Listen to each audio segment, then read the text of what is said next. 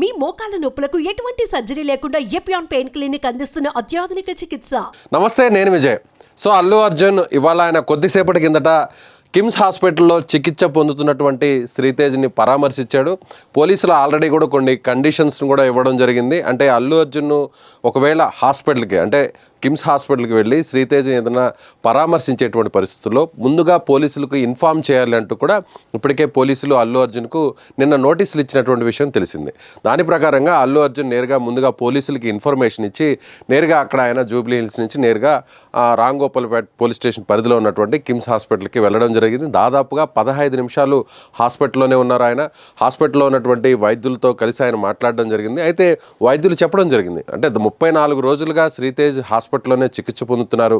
So రోజు రోజుకి కొంతవరకు తన కండిషన్ అయితే మాత్రం మెరుగుపడుతుంది అనేటువంటి విషయాన్ని కూడా హాస్పిటల్ వైద్యులు అల్లు అర్జున్కి చెప్పినట్టుగా తెలుస్తుంది. ఇప్పటికే అల్లు అర్జున్ ఫ్యామిలీ కావచ్చు, లేదంటే పుష్ప 2 సినిమా టీం కావచ్చు, శ్రీతేజ్కి సంబంధించినటువంటి వైద్య ఖర్చులకు అయ్యేటువంటి మొత్తం అంతా కూడా తామే భరిస్తామనేటువంటి విషయాన్ని కూడా చెప్పడం జరిగింది. అదేవిధంగా శ్రీతేజ్ తల్లి చనిపోయినటువంటి రేవతి కుటుంబానికి కూడా దాదాపుగా 2 కోట్లకు పైగా ఇప్పటికే ఆర్థిక సాయాన్ని అందించడం కూడా మనం చూసినటువంటి పరిస్థితి తెలుసు. అయితే ఇప్పుడు ఏదైతే అంటే ఫిలిం డెవలప్మెంట్ కార్పొరేషన్కి సంబంధించినటువంటి చైర్మన్గా ఉన్న దిల్ రాజు కూడా అల్లు అర్జున్తో కలిసి హాస్పిటల్కి వెళ్ళడం జరిగింది. అక్కడ హాస్పిటల్ వైద్య బృందంతో కూడా వీరు మాట్లాడడం జరిగింది. అయితే రహస్యంగా ఎవరికి కూడా మీడియాకి కావచ్చు, లేదంటే ఇతరులకు ఎవరికి కూడా ఇన్ఫర్మేషన్ ఇవ్వకుండా, అంటే మళ్ళీ ఒకవేళ ముందస్తుగా ఇన్ఫర్మేషన్ ఇస్తే మళ్ళీ భారీ స్థాయిలో అక్కడ అల్లు అర్జున్ చూడడానికి అభిమానులు వస్తారనేటువంటి ఉద్దేశంతోనే అల్లు అర్జున్ ఇవాళ ఉదయాన్నే నేరుగా ఎవరికి చెప్పకుండా ఆయన తన పర్సనల్ వెహికల్లోనే అక్కడి నుంచి బయలుదేరి హాస్పిటల్కి వెళ్ళడం జరిగింది. 15 మినిట్స్ అక్కడే ఉండడం జరిగింది.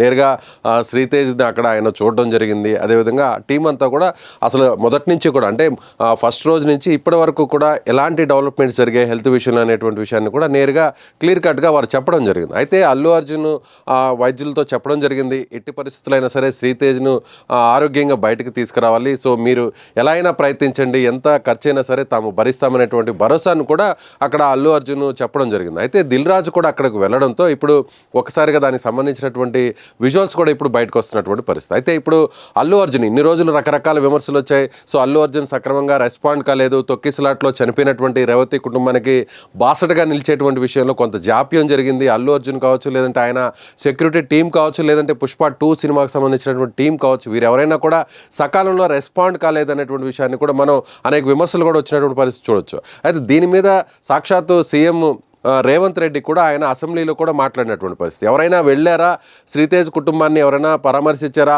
ఆ బాలుడు అక్కడ చావు బతుకుల మధ్య పోరాడుతుంటే కనీసం పుష్ప సినిమాకి సంబంధించినటువంటి టీం కావచ్చు, హీరో కావచ్చు, లేదంటే ముఖ్యులు ఎవరైనా కూడా అక్కడికి వెళ్ళి ఆయన్ని పరామర్శించారా అంటూ కూడా సాక్షాత్తు ముఖ్యమంత్రి అసెంబ్లీలో ఆయన విమర్శించినటువంటి పరిస్థితులు కూడా చూసాం. అయితే ఇప్పుడు 34 రోజుల తర్వాత పోలీసుల అనుమతితో నేరుగా అల్లు అర్జున్ అక్కడికి వెళ్ళడం జరిగింది. అయితే ఇప్పటికే అల్లు అర్జున్ తండ్రి అల్లు అరవింద్ కావచ్చు, లేదంటే సినిమాకి సంబంధించినటువంటి ఎవరైతే సుకుమార్ ఉన్నారో, డైరెక్టర్ సుకుమార్ ఉన్నారో, ఆయన భార్య కూడా అక్కడికి వెళ్ళడం జరిగింది. ఆర్థిక సాయాన్ని అందించినటువంటి కూడా మన పరిస్థితి చూసాం. ఇప్పుడు నేరుగా అంటే ఈ ఘటనకు పరోక్షంగానో ప్రత్యక్షంగానో కారకుడు అయినటువంటి అని చెప్తున్నటువంటి అల్లు అర్జున్ ఇప్పుడు శ్రీతేజ్ను పరామర్శించారు. సో అండగా ఉంటాము అనేటువంటి హామీని కూడా ఆయన ఇచ్చినటువంటి పరిస్థితి. అంటే ఈ ఎపిసోడ్ అంటే 34 రోజుల నుంచి పుష్ప 2 తొక్కిసలాట తర్వాత దాదాపుగా ఈ ఎపిసోడ్ కంటిన్యూ అవుతుందనే చెప్పాలి.